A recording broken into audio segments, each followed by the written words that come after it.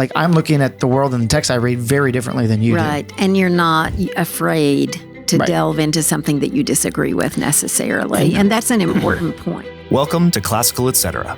You're in the studio with Memoria Press.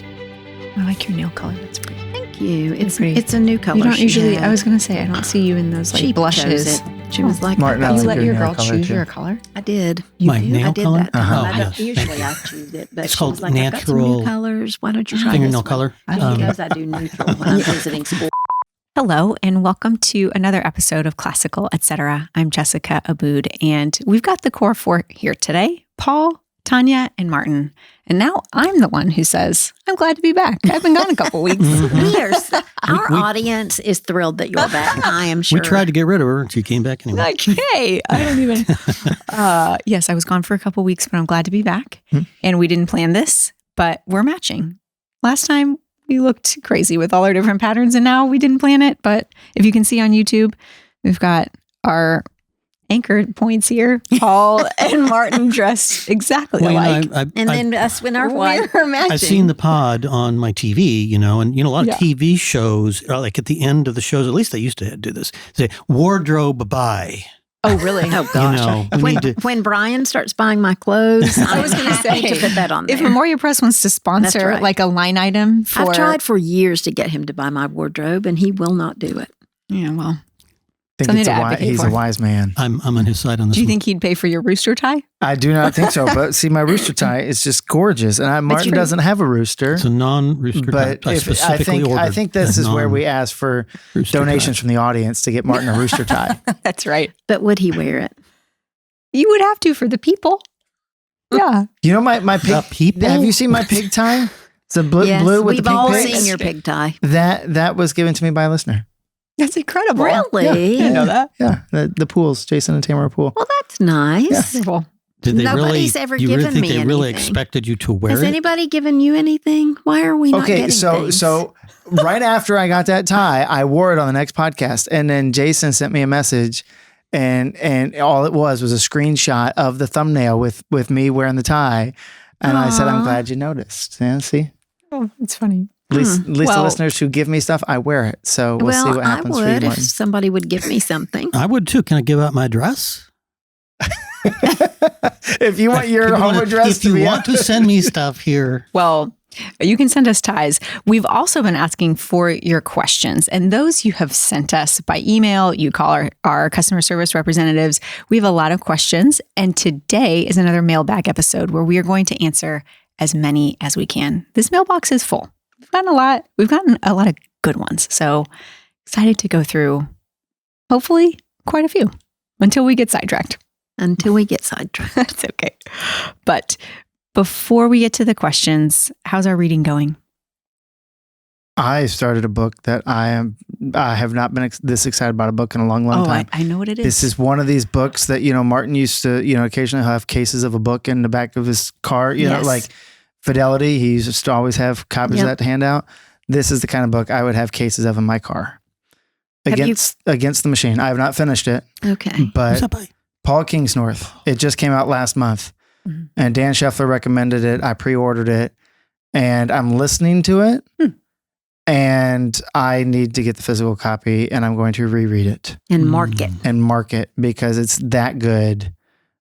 Just about, it's framing human sort of history and sort of the push and pull within cultures, a cultural critique between man seeing himself as an organic creature or seeing himself as a machine, and how that manifests itself and what that means for the way we live life and what we prioritize and all of that. So, I mean, I think it's very, very good.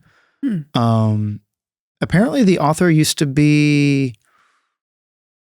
participate in the occult, and then he converted to Christianity. Oh, really? And like early on, he was like one of those early environmental activists on the left.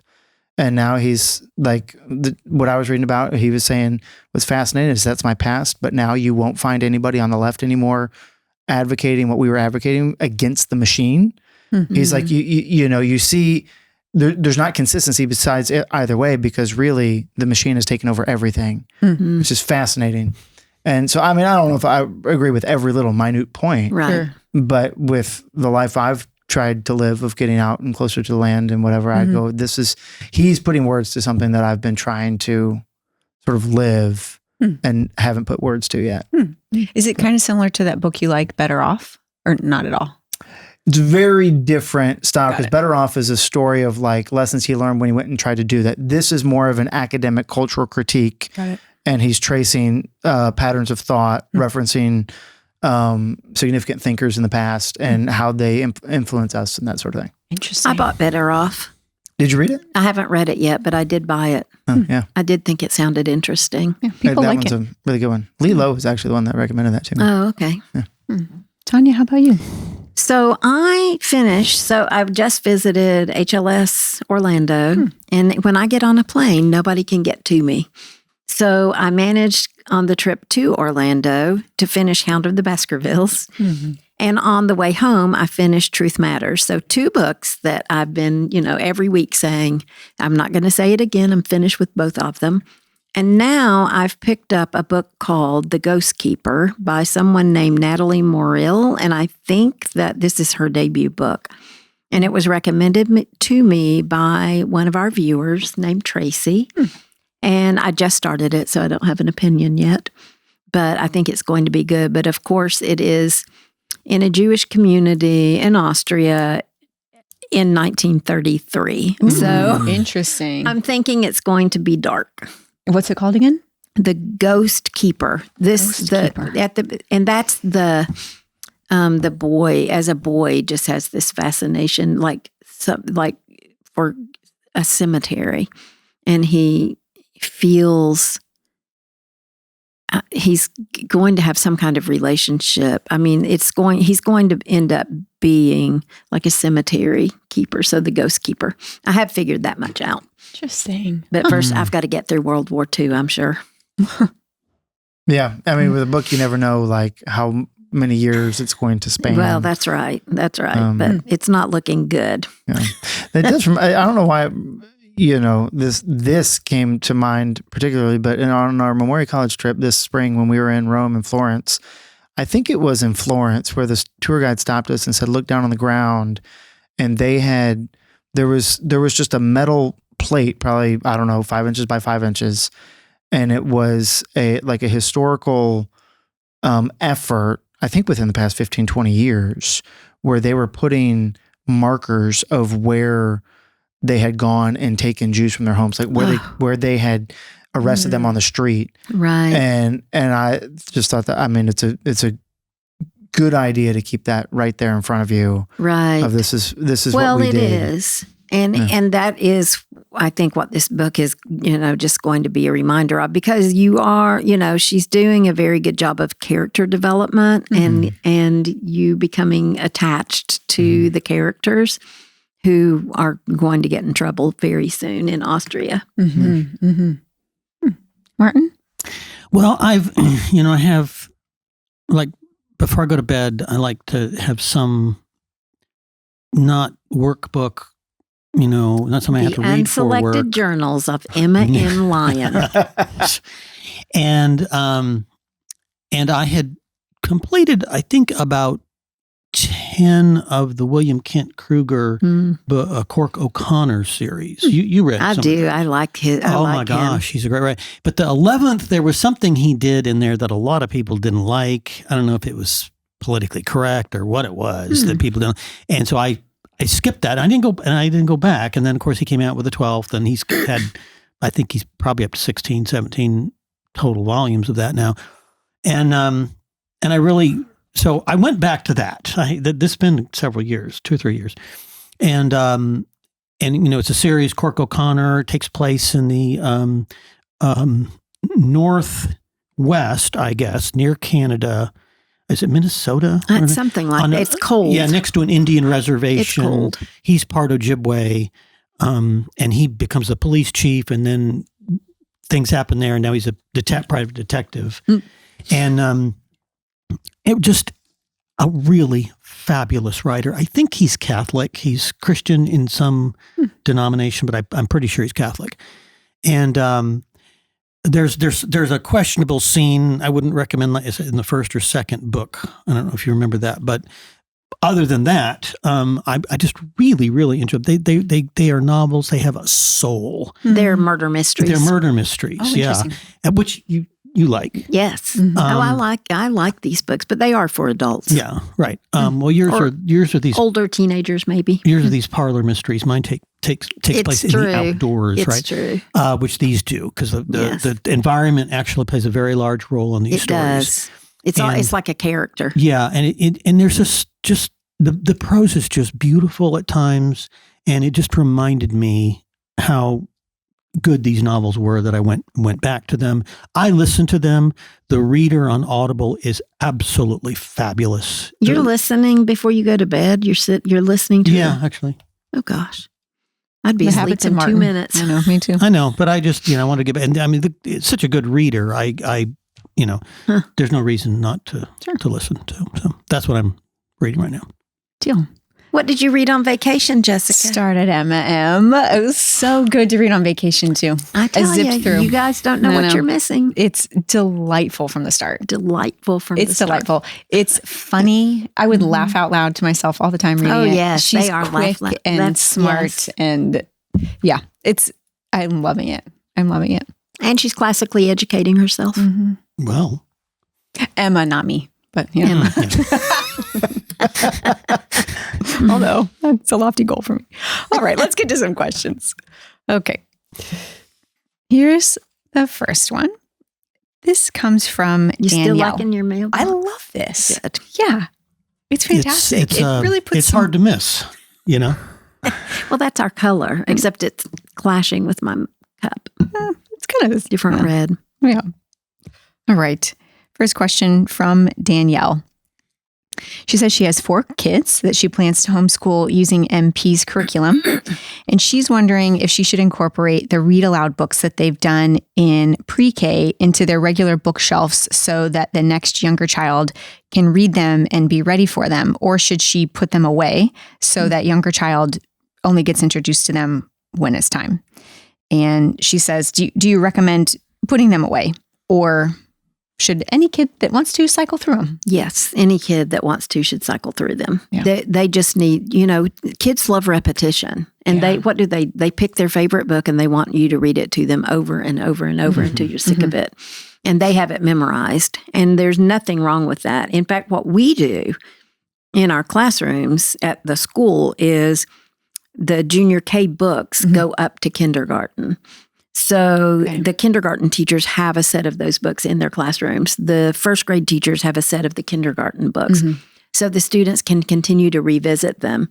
And hopefully by the time they get to the next level, the kids can read them independently after we've used them as read aloud. So we're big fans of reading, rereading, getting, your favorite books that you that mean so much to you. And in a homeschool context, right? So if you have those books on your shelf and, 3 or 4-year-old goes and he's flipping through them, and then it comes time where you're actually going to read them to him, even though you maybe already have, but you're going to do it in a more intentional way. Like, what better way to bring their daily life and their school life together in one, right? Like you really don't want that kind of division. You really want it to be one and the same. Yeah, that's a great question, though. It is, and gosh, the little ones are going to hear them, especially if their siblings getting read too. They'll hear them. They'll enjoy it. Now, this is a little bit different angle on this, but now, and this is just reading with our grandchildren who are over at the house all the time. We do rotate books.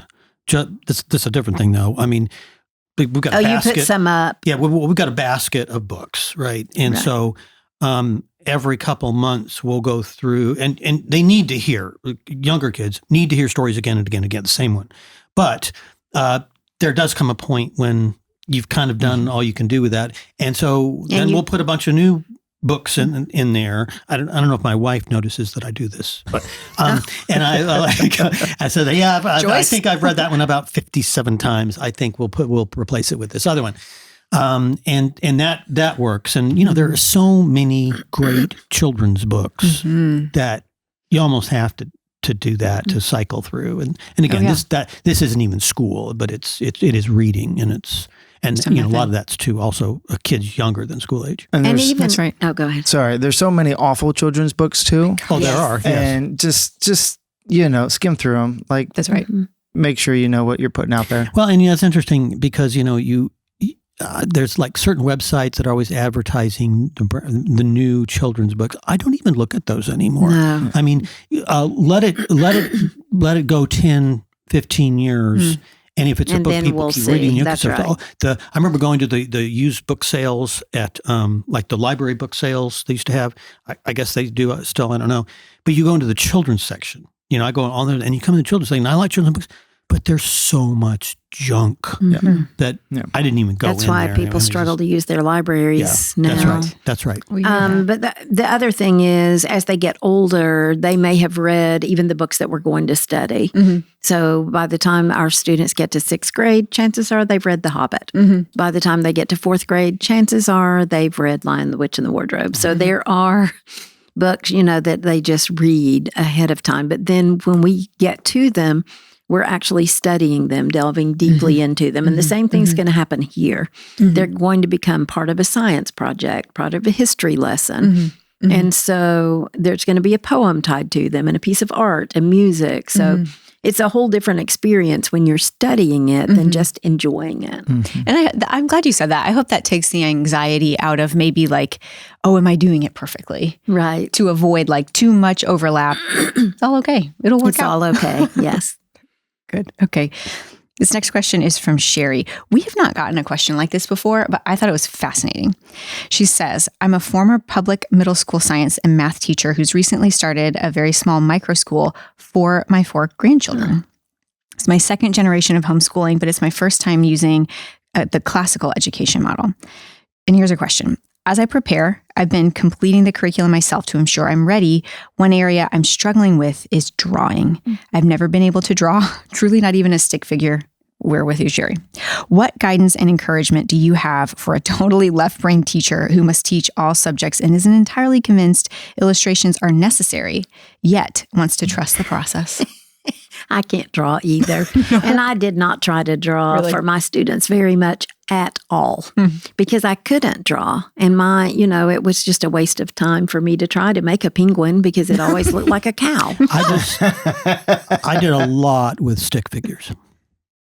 You can. I've seen in the Iliad and Odyssey when they were doing, like I've seen in our classrooms when teachers were trying to point out what was going on in a war or Thucydides or something. It's stick figures.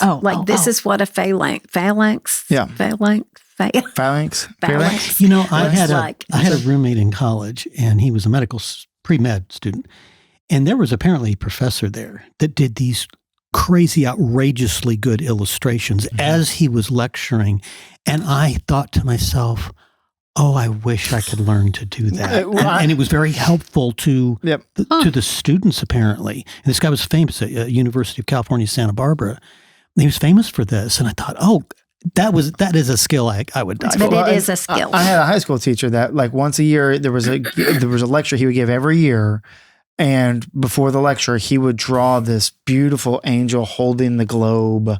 And he'd take the whole whiteboard to do it.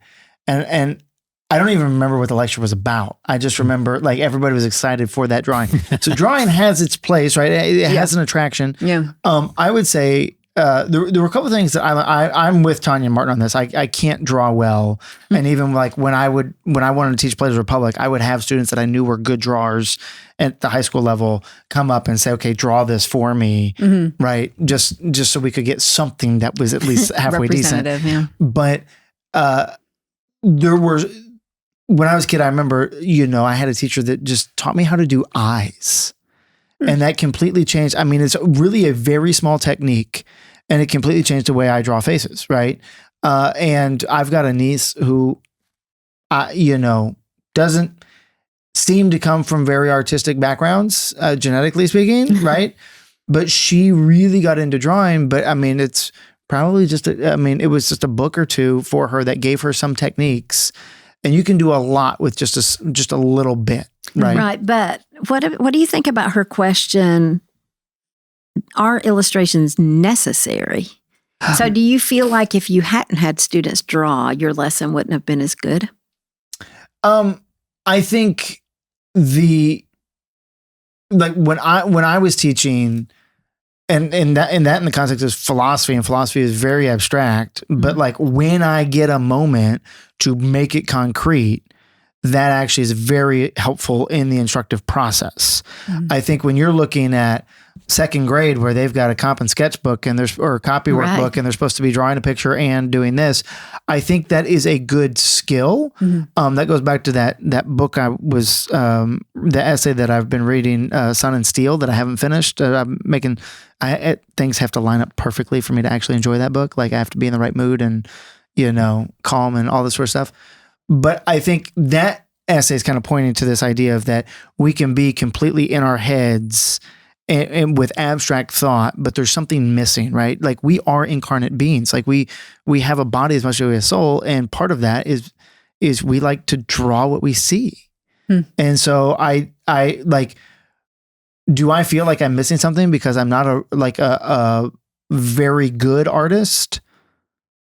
I don't think I need to be a world famous artist, but do I feel like I'm missing something because I'm not, I have no level of decent drawing? Yes. Well, it's a gift. Like we'd all love to be able to sing with beautiful voices. Well, it's the same but it's thing. also a skill that you can acquire. My daughter-in-law is a beautiful painter, and she actually studied painting for many years. And she's teaching my grandchildren how to draw. And they come over to the house, and my wife has the colors on a little crayons on the table. And they will sit in markers, and they will sit there and draw. And every once in a while, they'll draw some really great little thing. And I was like, keep that one. That's really good. But also, my dad knew how to draw. He actually did the blueprints and the design for the house that I grew up in, which my stepmother still lives in. And he knew how to do that because he took drafting, because he was an engineer. And so I've always thought, children should at least have a drafting so they can just do perspective and all that stuff and do structures anyway. That's probably different when you're trying to paint, natural things and plants and animals and people. But to be able to just learn how to do perspective and all that sort of thing, I think would be very helpful. I'd love to have that skill. Right. But if you don't. Yeah. But if Sherry's feeling insecure about it, we can tell her, Sherry, you know what? It's okay. It's okay. Do your you best. can find pictures of anything that you need to illustrate now if you're really uncomfortable with. Oh, sure. But I'm just thinking about when she's trying to teach, her grandchildren who might be kindergarten or first grade or whatever, and they say, well, I want to draw a car. How do I draw a car, Grandma? Okay, well, why don't you just start with a box figure and put a couple of tires to, that's where we can start. And in the child, you're going to see whether that child has that affinity that they want to keep going or not. But I do think it's something, I wouldn't say cut out all the drawing and just say, we're going to skip that. We're going to move on. Give them a chance. And right. Because they could be a great artist, which is a gift. And so you don't know who's got that gift really. Yeah. When they're young. And there's something also, like in the comp and sketchbooks, I hear Tara say all the time to our primary teachers, you've got to teach them how to fill the box. So they try to draw, and it's just this tiny little thing in this big box, and you've got to teach them to fill the space. So it's more than just, can you draw? It's really also about what, if you've got a big box, then you need to put something in it that people could see. That's a way of exercising the imagination as well. Yeah. Got it. Okay. This next question is from Kaylee. She says, I hear you all discussing various book clubs you're a part of. Would you share what your typical book club meetings look like and some elements that help them be successful? Well, the Memoria Press Book Club is pretty loose. It is not, we haven't planned it at all. There's nobody facilitating it. We are literally just whoever has a thought.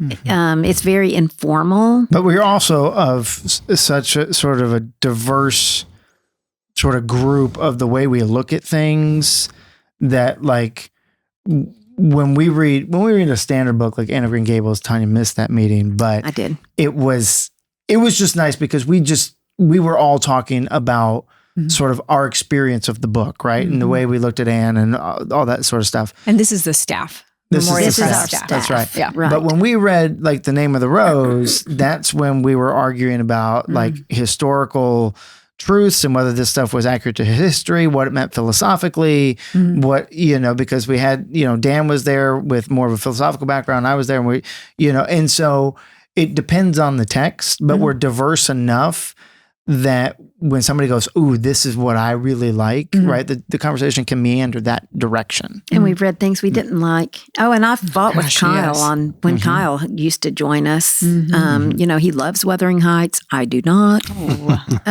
He loves Great Gatsby. I did not until he changed my mind. But there's a book group of teachers at our other campus that is led by Jessica Watson, and she literally sends out a list of things to be looking for and thinking about as you read. And then she totally moderates the discussion and goes through those things and her notes. And it's very organized in a way that this other group I'm a part of is not. And so it's interesting the difference between the two groups. And I've been in many book groups over the years, and some are more informal than others. But I think the key is that you really, if you're going to be in a book group, aside from work, it's got to be people that you really feel like kind of a kindred spirit with, and that you respect, and that you are all wanting. I've been in book groups where, they just chose junk to read. And I just am not interested in that. It's not, for me, it's a serious thing to read a book. And it's not just, let's all read this book that is just because it's popular or... Yes, or, it's the new hardback, or somebody saw it recommended, but nobody knows anything about it. And then, you spend most of the time not talking about the book. And I finally just thought, I'm not doing that anymore. I'm not going to do those groups anymore. I don't have time for that. I was part of a group that we would read short things, whether it was articles or short stories or something. And there was somebody who was more of a leader for the discussion. But it was really more of just like, because it was a short thing, okay, let's keep our comments to the first quarter. Let's kind of digest that, then move on. And then when we finally did a short story, he was using Adler's questions of what's the story say, what's the text say in full, what's it say in part, is it true in whole or in part, and what of it? And that was sort of a good guiding light. But to Tanya's point about like, are they kindred spirits? Like, we were reading a Hemingway story, and it was The Short Happy Life of Francis Macomber, and it was a wonderful story. I mean, it was such a good story, and so much to mull over and talk about. But there were a bunch of people in the group like, why are we reading this? Like, this has got objectionable stuff in it. And I'm like, for us to wrestle with it. Right. And that was where I just realized, oh, I'm not in the group that I thought I was in, as far as what, like, I thought, okay, this is a group made up of people that have similar values, and all of the same faith tradition. But then I realized, oh, this is not, like, I'm looking at the world and the text I read very differently than you do. Right. And you're not afraid to delve into something that you disagree with necessarily. And that's an important point. And we have a little book group that meets occasionally. And you all are doing essays. You're not we're doing short time. things, short story. We did a Nathaniel Hawthorne short story. We've done various different articles, nonfiction articles. We even did, this is not books, but one time we did three statues of David. Which was, I'm thinking, now that's going to take about half an hour, and then it lasted well into the night, and it was crazy. You got Donatello, you got Michelangelo, it was crazy, and And that's anything goes, and there's really no rules, really. It's just really a chance to get like some of our teachers and Right. people associated with school together, and some other people. And you know, you don't have to have a plan with certain questions to ask. Or something. Somebody can just say, "So, what do you think about it?" Yeah, And then it starts and it never ends. That's how mine and then is. sometimes you need a few extra questions. Yeah, and it depends on the group, right? You have some. If you always have 3 or 4 people that are willing to give their opinion, Right. And we don't have that problem in the drones club that I was just that's talking correct. about. Yeah. And to confront other people, right? Where somebody says this, like, oh, I don't see that. Where's that in the text? Or does that accord with reality? You need like that sort of group works because, you know, Mitchell will assert something. Well, you're kindred spirits. Yes. But we're kindred spirits, but we're different enough that you could have a 3-hour disagreement until we finally all get tired enough to go, okay, we're just seeing this from different sides. Did you name this after Woodhouse? Yeah, it's from PG the Woodhouse. Drones Club. Yeah. That's Yeah, right. and Is your I- group kindred spirits? Yes, we meet on Saturday. Actually, we always do a dinner at someone's home, and it's a group of 5 of us, but 3 of the 5, me included, we've met for 10, 12 years now. Wow. So we've gone through. I All don't kinds even know of how stuff many. together. Yeah. I really, really enjoy it. It's been interesting too, adding 2 more. This year, we added 2 new people, and they weren't new to me, and they're friends. So I knew it would go well. But it's been really interesting adding people with different perspectives. I love it. One of the reasons I probably went in the what I'm reading section of this show, usually don't share what I'm reading, is because we read some kind of off the wall stuff. I enjoy it. I don't always finish the books, but it is nice to be introduced. One thing I love about my book club is I'm introduced to books that I would have never heard about. They're not always modern. Sometimes they are. But it's a window into other people's world too. Yeah, I bought one that I haven't read yet that you had told me about from that book club. Yes, So when I read it, I'll have an idea of what you do. That was that was kind of anyway, didn't finish that one, but but I can tell you it's beautifully written. It's stunning. It's stunning. So anyway, we don't have though any set. Someone doesn't formulate questions beforehand. It's just completely like extemporaneous, and you get into all kinds of topics. Next question is from Natalia, and she says, I recently noticed that MP started offering Berean builders as an option for science. I'm sure not the only one who's asking about this, but would love to hear you guys talk about how it fits into the Memoria Press lineup in classical pedagogy. How do you recommend we use it? So we partnered with Berean because we felt like we needed some more options for science. And those books are very well respected, as is Jay Weil, our friend, Jay. And so Brian always liked the history of science ones that he had. And I feel like those, I mean, you could use those as a curriculum, but I think in my homeschool, I would have used them I used to buy those Time Life. I had a subscription to Time Life books, and once a month they would send a book on like the big DK books that were just full of pictures and information, and it would be a different subject every time, like volcanoes or magnets or something. And my kids loved those books. And I feel like these history of science books would serve the same purpose there alongside our science, not really as a replacement for it.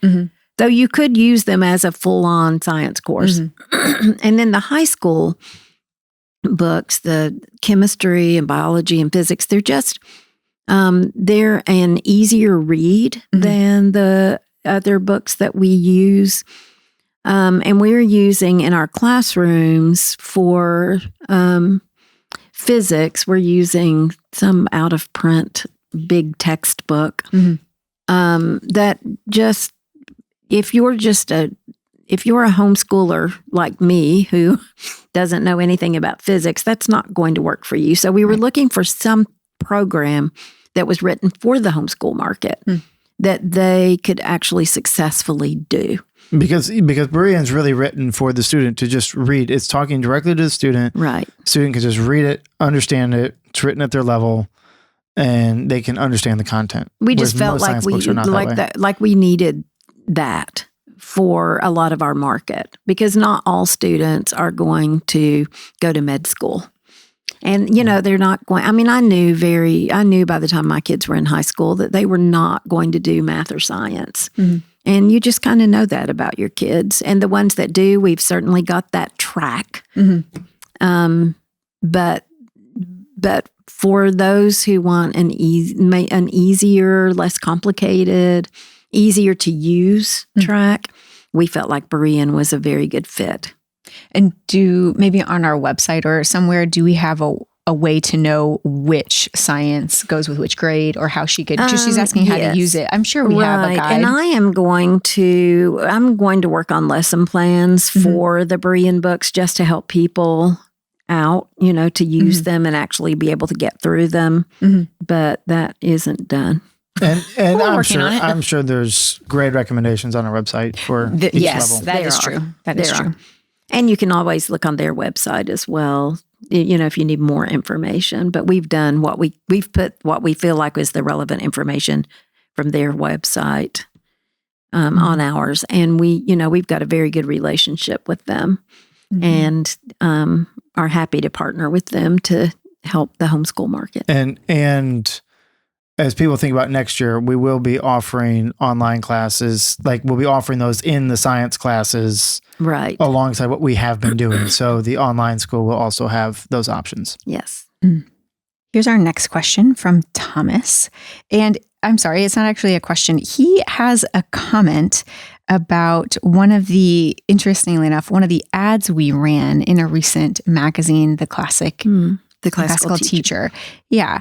But I thought it was so timely, and I really wanted us to be able to respond to it.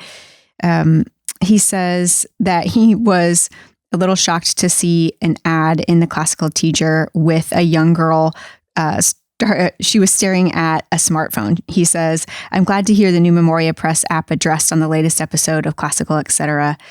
It is the smartphone itself that I believe should make the app a non-starter." He says, "I can only see trouble getting little ones hooked on their use at such a young age or without phonics and flashcards."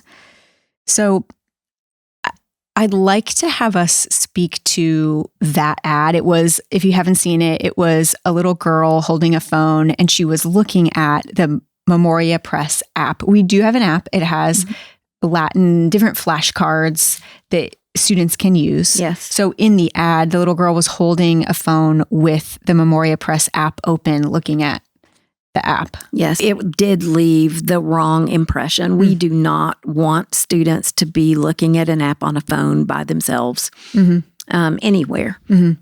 And so obviously I was curious as to what your answer to this question was, because I didn't know what it was going to be. It should never have been. I get the app and I get the reason for it. And we've recommended people using Quizlet for years. And it's really just more of the same. Our app is the same thing. It's a nice tool. It is not a teacher. And it just shouldn't be used in that way to replace and we shouldn't the teacher. Present it that way. That's right. And in our initial, I guess we talked about the app before on the podcast. I guess I totally forgot about this. But, our initial goal for the app was we had customers that no longer had DVD players for the videos. Right. But then didn't have good enough internet to stream it.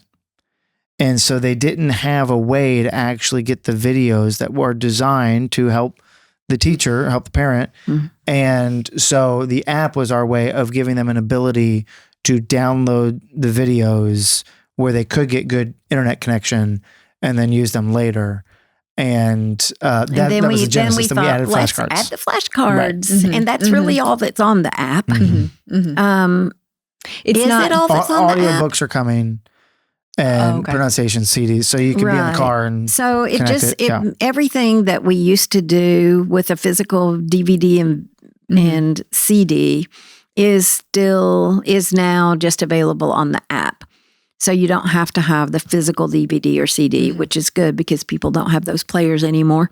But the flashcards, I would highly recommend that the app not replace the flashcards. Sure. That your student needs the flashcards, and the app is going to provide reinforcement of what you're actually doing in class. I wouldn't be using the app in class. I would be using the flashcards. And then if your student then wants to play a game on the app to figure out, what they still need to work on, it'll do all that stuff. You all can talk There's about no games. There's no games. Yeah. No what is flashing. it? It keeps up with how many. It just keeps up with what you've mastered, what you haven't mastered, all that kind of stuff.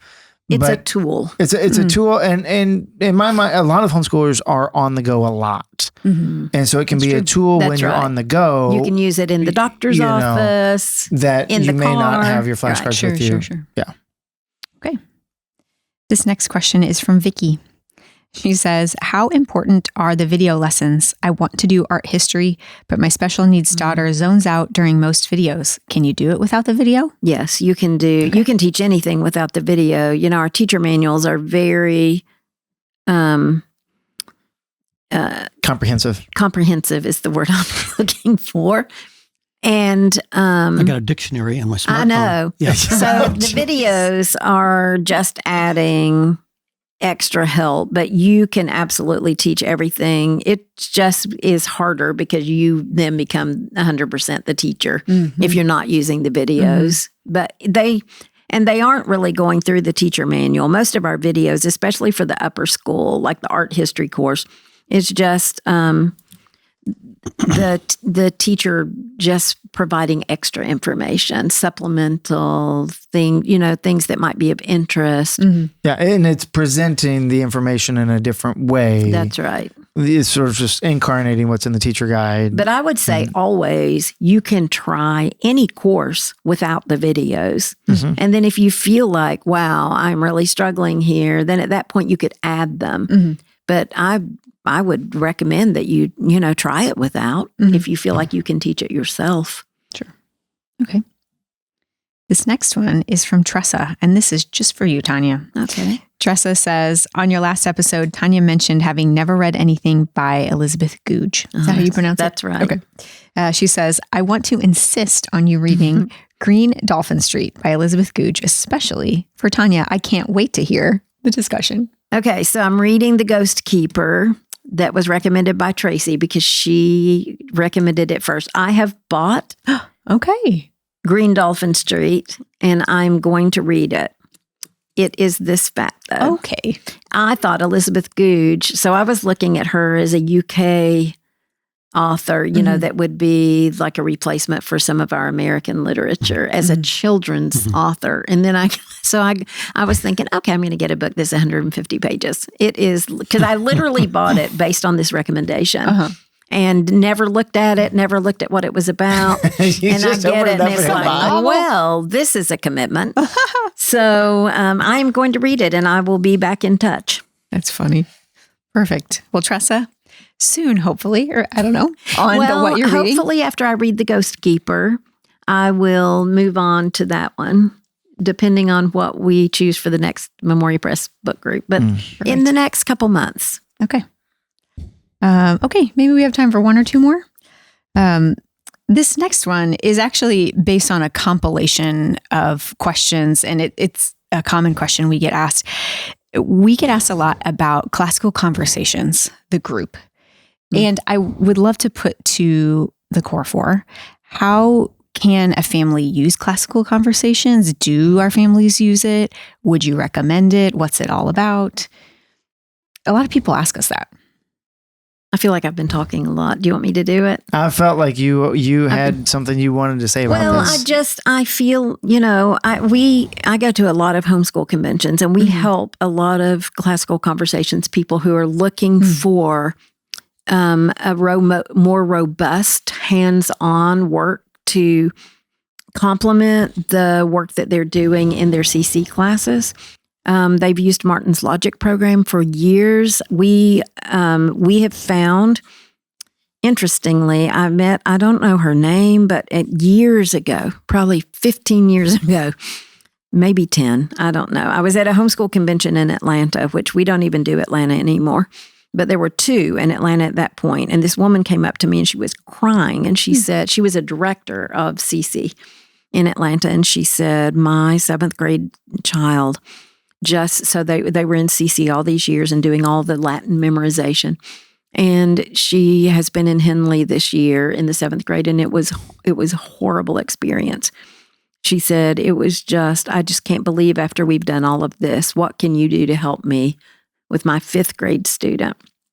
And so I said, why don't you just try first form Latin with your 5th grader and then second form with the 6th grader and then see how Henley goes. Mm-hmm. So 3 years later, this same woman came back to the booth and she said, you cannot imagine the difference in the success that I've had with this second child, because when they went into Henley in the 7th grade, they knew half the Latin grammar and they were not intimidated by a Latin book because the forms are so well laid out and so organized. And so it just made all the difference. So I just started recommending to the CC people who are asking me for help that they at least do some of the Latin grammar with a written program. And I just keep hearing great things about it. But even in 2nd grade, CC families will ask, we're learning all this Latin, but we don't really have anything to pin it to.